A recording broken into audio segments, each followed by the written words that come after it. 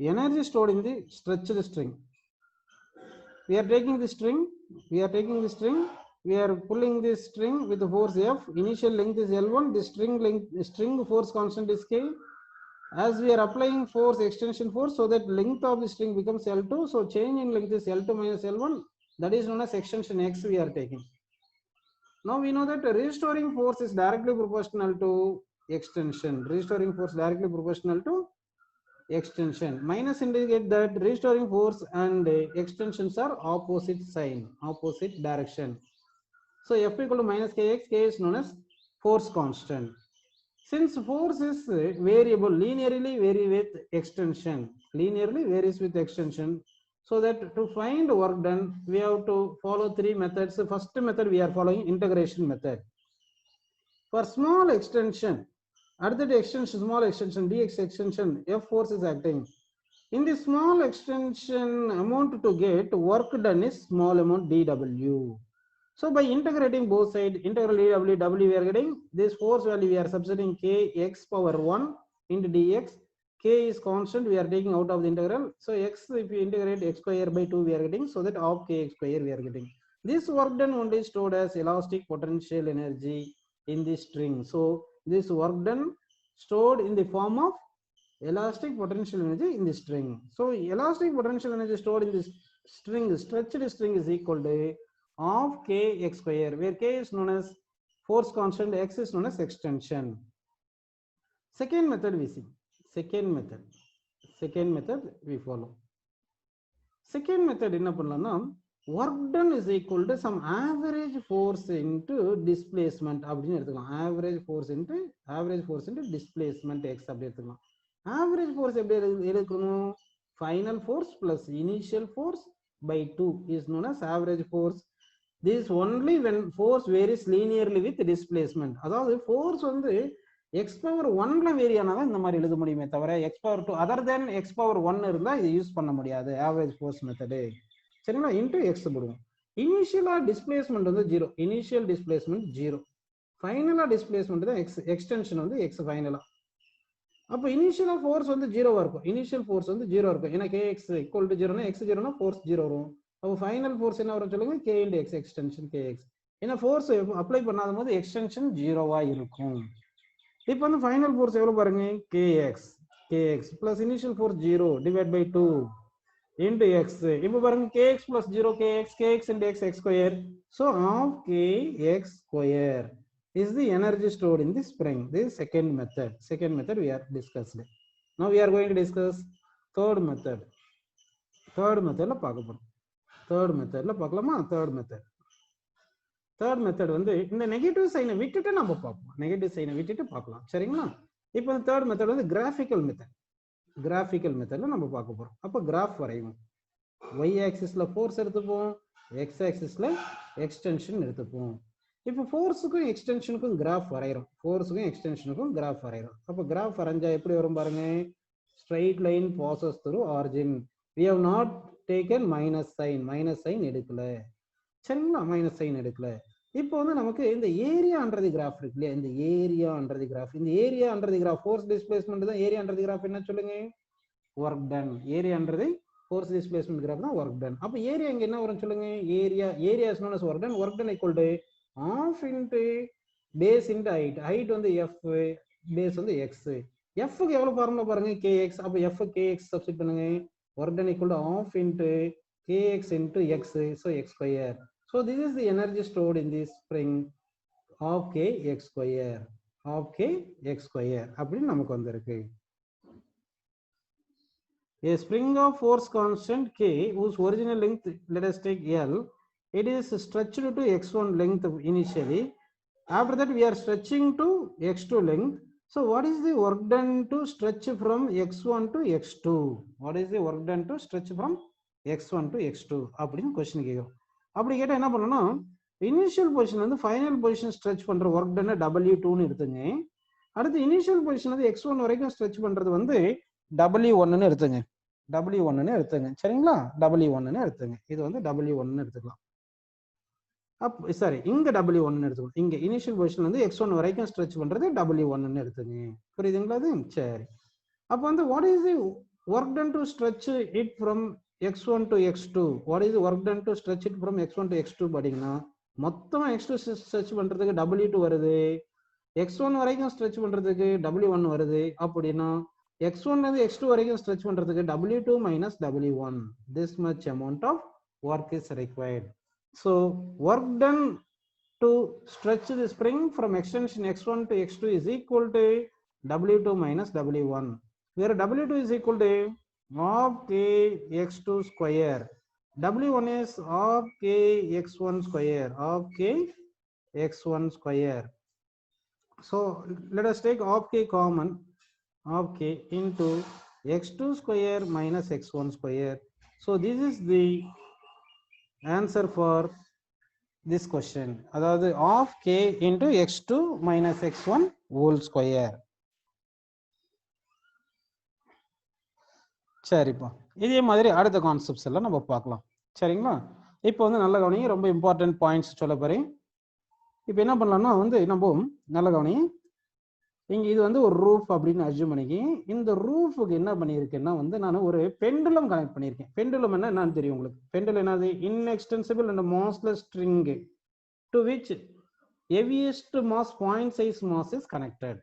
இதுதான் பாப். அதாவது point size heavy mass connected to the inextensible string is known as pendulum. இந்த பெண்டுலம்க்கு length L அப்படின்னு assume பண்ணிக்கலாம். பெண்டுலம்க்கு length L ன்னு assume பண்ணிக்கங்க. mass of the pendulum is taken as m. mass of the pendulum is taken as m. இப்போ என்ன பண்றேன்னா இந்த பெண்டுலமே இப்படி புல் பண்றேன். நான் இப்படி புல் பண்ணும்போது இந்த pendulum makes angle theta. This pendulum makes angle theta. Then what is the work done to pull this pendulum of length L so that it makes angle theta from initial position?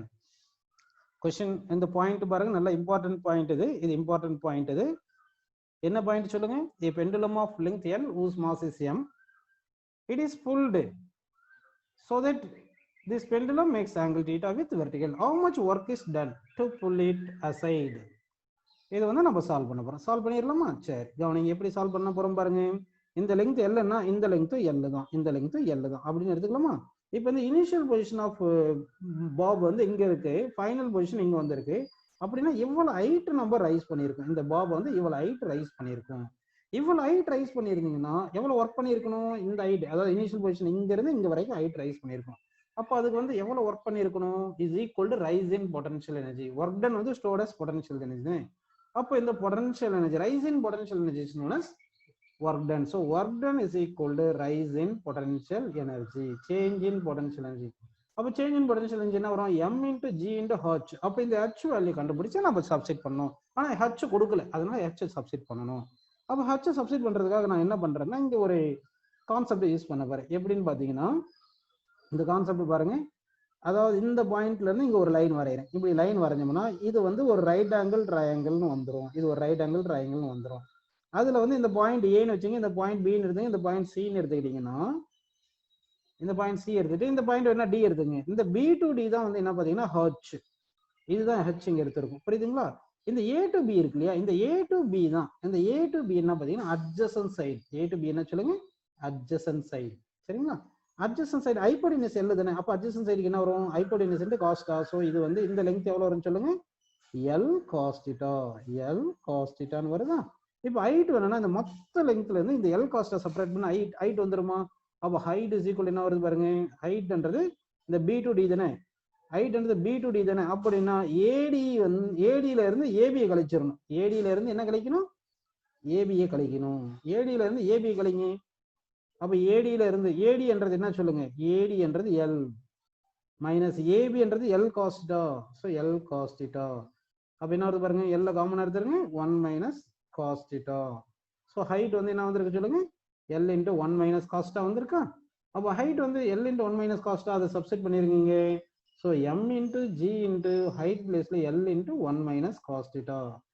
So this is the amount of mgl into 1 minus cos theta. Amount of work is done to lift this, to move this pendulum from initial position to final position. இனிஷியலா வந்து வெர்டிகலா இருக்கணும், இப்படி இருக்கணும்.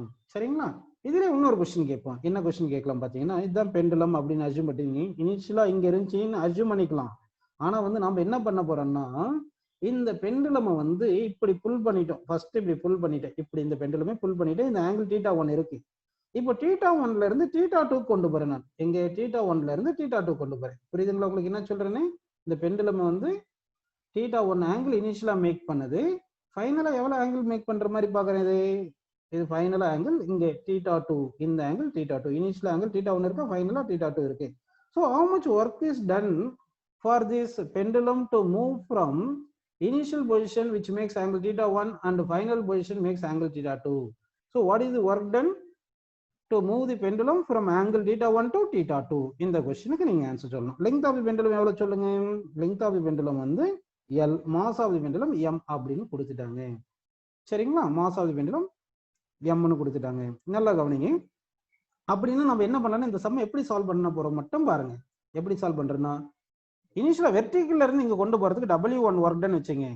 இனிஷியல்ல இருந்து அதாவது இனிஷியல்ல இருந்து θ1 angle கொண்டு போறது, வெர்டிகல் பொசிஷன்ல இருந்து θ1 ஆங்கிள் கொண்டு போறதுக்கு W1 எடுத்துட்டோம். அதே வெர்டிகல் பொசிஷன்ல இருந்து θ2 பொசிஷன் பண்றது W2 னு எடுத்துங்க. அப்ப θ1ல இருந்து θ2 கொண்டு போறதுக்கு எவ்வளவு வரணும் work done? W2 minus W1, W2 minus W1 அப்படின்னு எடுத்துக்கிட்டு இப்ப பாருங்க. இப்போ வந்து என்ன பண்ணலாம், work done to move from angle θ1 to angle θ2 of the pendulum made with vertical அப்படின்னு போட்டோம்னா அப்போ work ton is equal to W2 minus W1. W க்கு என்ன ஃபார்முலா பார்த்தோம்னு சொல்லுங்க. Work ton mgl into 1 minus cos theta, mgl into 1 minus cos theta பார்த்தோமா? சரி, அப்படி பாத்தீங்கன்னா என்ன வரும் சொல்லுங்க. இங்க mgl into 1 minus cos theta 2 minus இந்த மைனஸ் போட்டு mgl into 1 minus cos theta 1 அப்படின்னு போட்டுக்கலாமா? இப்போ வந்து இந்த mgl உள்ள மல்டிப்ளை பண்ணுங்க. உள்ள மல்டிப்ளை பண்ணா mgl minus mgl cos theta 1 cos theta 2, இந்த மைனஸ் mgl உள்ள மல்டிப்ளை பண்ணுங்க. அப்போ minus mgl minus half minus plus plus mgl cos theta 1.